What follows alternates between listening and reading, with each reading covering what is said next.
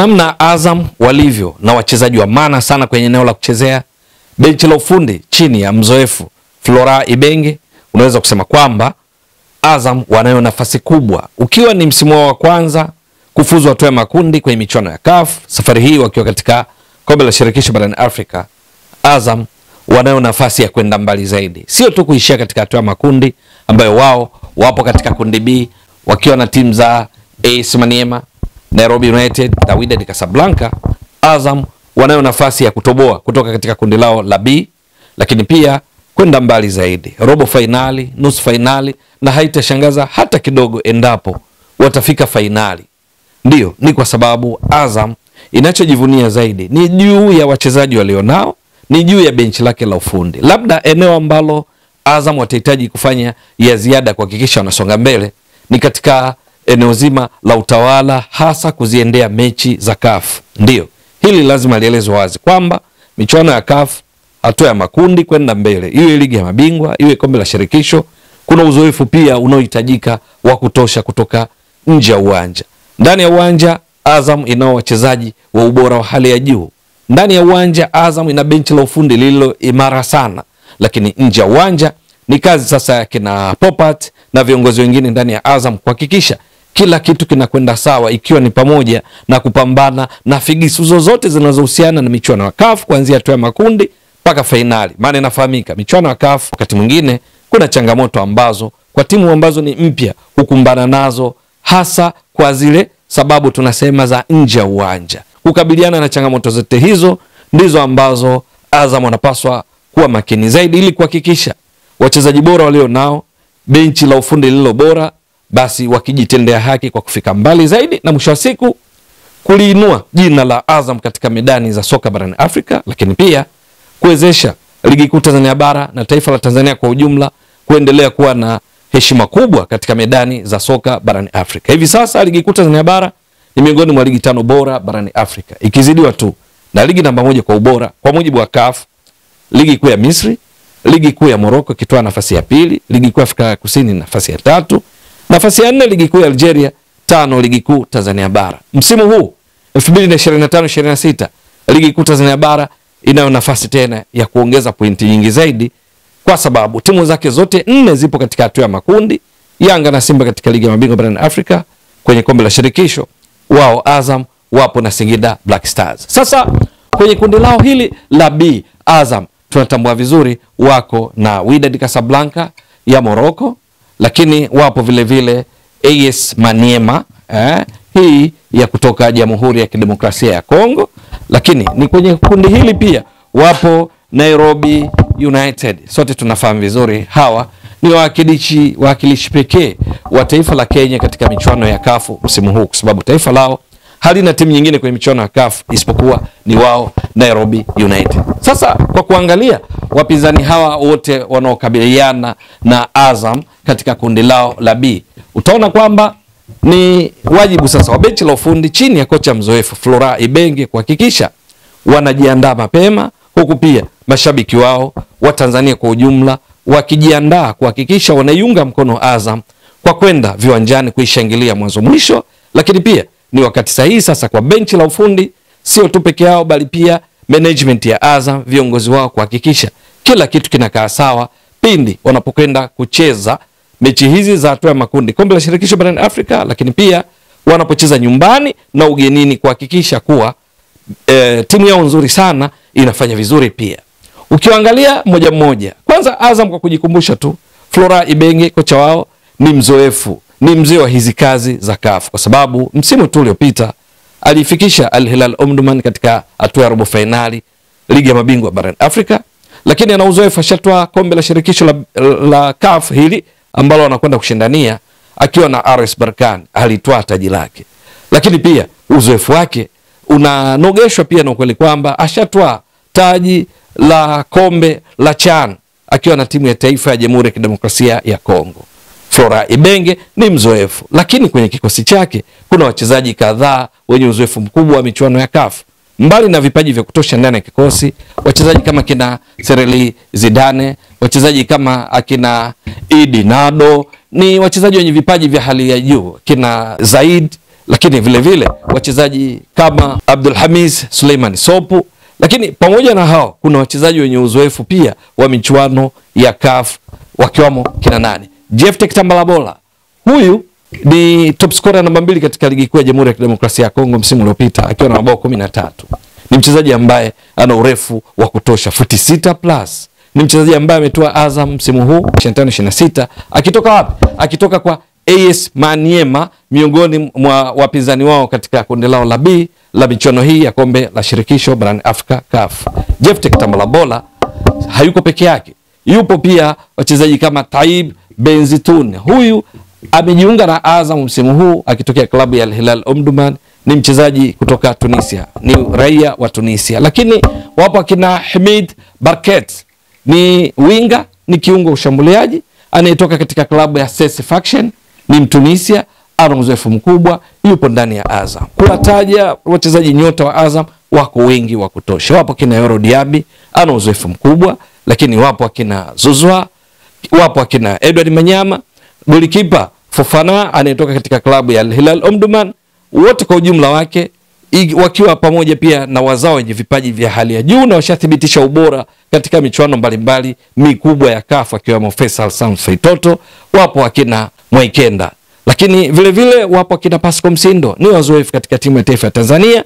Ni zamu yao sasa kuonyesha ubora wao katika michuano ya klabu ya CAF, na hasa kwenye hatua hii ya makundi, na kisha kusonga mbele kwa hatua ya robo, nusu finali na hata finali, alimradi tu watekeleze vyema mipango ya kocha Flora Ibenge ambaye ni mzoefu na shatwa ndoo ya michuano hii. Sasa wapinzani wao, ukiondoa Azam ambao nyota wako wengi kama nilivyotoka kuhusia, ni kwamba Wydad Casablanca hawa ni wazoefu pia wa michuano ya CAF. Michuano hii ya kombe la shirikisho mara ya mwisho wanashiriki ilikuwa ni msimu wa 2010. Walishia hatua ya makundi. Lakini ni kwa sababu gani? Ni misimu mingine yote wamekuwa mara kwa mara wakishiriki michuano ya ligi ya mabingwa barani Afrika, michuano ambayo kwa ngazi ya klabu kwa mujibu wa CAF ndio mikubwa zaidi, ya pili ikiwa hii ya kombe la shirikisho. Sasa msimu huu wapo katika michuano ya kombe la shirikisho, Wydad wangali wakijiimarisha zaidi. Ni timu imara, inaendelea kuimarika kila uchao. Kocha wao hivi sasa ni Ben Hashim, Amin Ben Hashim, ambaye mfumo wake kwenye kucheza baada ya golikipa mara nyingi hutumia walinzi 4, viungo 3 na washambuliaji 3. Wangali wakiendelea vizuri hata katika ligi kuu ya Morocco hivi sasa inayoendelea kwa msimu 25-26. Wako katika nafasi ya 3, wamecheza mechi 6, kati ya hizi wameshinda mechi 4, wametoa sare mechi 2. Wana hivi sasa pointi walizonazo utaona hapo ni pointi takribani pointi 14 katika mechi 6 ambazo walipaswa kuwa na pointi 18. Ni kiwango kizuri. Lakini pia kwenye mabao wamefunga mabao Wydad mabao 10, wameruhusu mabao 3. Hawa ni wa kuangaliwa zaidi kwa sababu kwenye kundi lao ndio timu ambayo inapewa nafasi kubwa zaidi.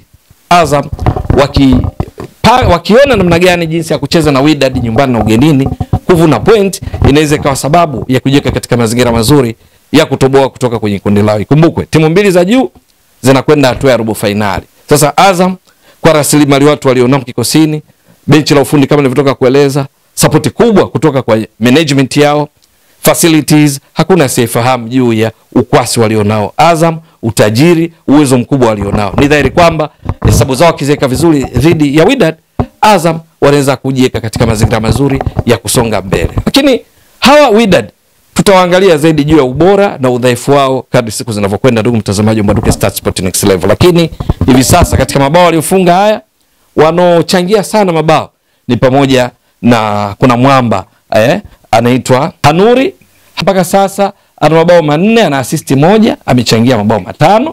Kuna mwamba mwingine anaitwa Mufid, Hamza Mufid, yeye tayari mpaka sasa ana bao 1, ana assist 4, kachangia mabao 5. Hapa tunazungumzia katika mabao 10 walionao na kuruhusu 3. Lakini nyota wengine walionao kina Stefan Azizki ambaye huwa anapishana nafasi wakati mwingine na Nurdin Amrabat ambaye ni mchezaji mwenye umri wa miaka 38, umri umekwenda, lakini ana uzoefu mkubwa akitoka katika klabu za Hull City ya England, ametoka katika klabu za Watford ya England, Galatasaray ya Uturuki, ana uzoefu mkubwa, yungali katika kikosi hiki cha mwalimu Ben Hashim.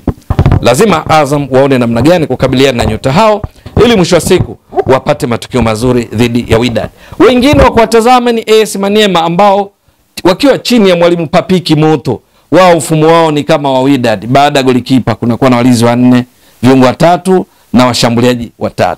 Hao AS Maniema kama tulivyotoka kueleza, msimu uliopita walishiriki ligi ya mabingwa barani Afrika katika safu ya ushambuliaji wakimtegemea pamoja na Jephte Kitambala Bola ambaye hivi sasa yupo Azam.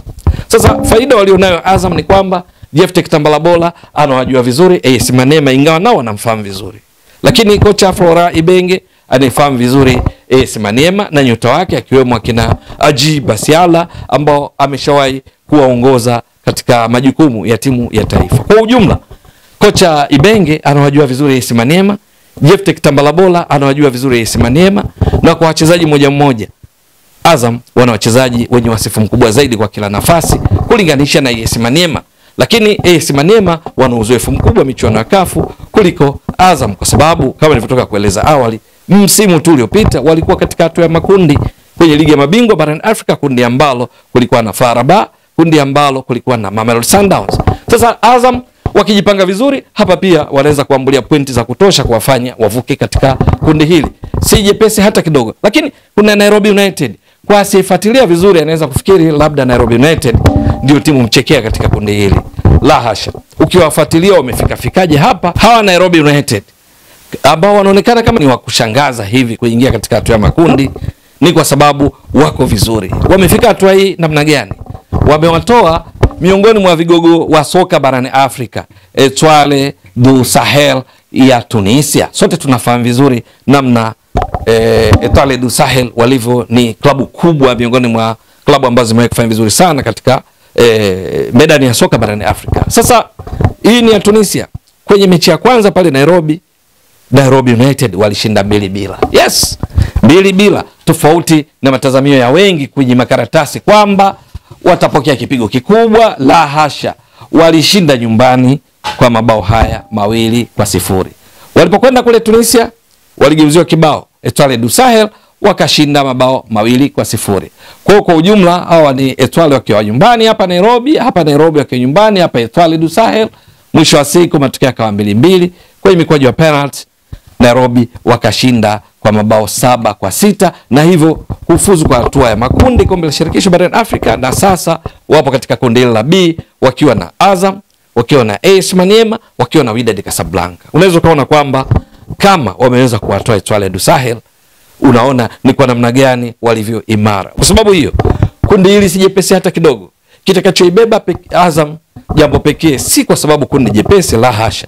Kundi ni zito, bali rasilimali watu walionao kikosini, kuanzia wachezaji, benchi la ufundi na uongozi imara wakina Popat, wakina Nasor, Idrissa Faza, kuhakikisha wanafanya vizuri. Ikumbukwe hii ndio mara ya kwanza kwa Azam kufuzu hatua ya makundi ya michuano ya CAF tangu kuanzishwa kwake. Sasa wanaweza kujitendea haki wenyewe kwa kuhakikisha rasilimali fedha walizo nazo, rasilimali watu wenye ujuzi na uwezo wa hali ya juu na vipaji ndani ya kikosi walivyo navyo, basi wafike mbali zaidi kwa kuhakikisha wanacheza karata zao vizuri. Uzuri wake Ibenge anafahamu jinsi ya kucheza mechi za CAF, tofauti na baadhi ya mashabiki wa soka nchini ambao hufikiri kwamba soka sambusa, soka biriani lina nafasi kwa michuano ya CAF. La hasha, Ibenge anafahamu vizuri, na bila shaka anachokifahamu ni rahisi kukifikisha kwa wachezaji wake akina Zinedine Zidane kwamba CAF mara nyingi ni soka malengo.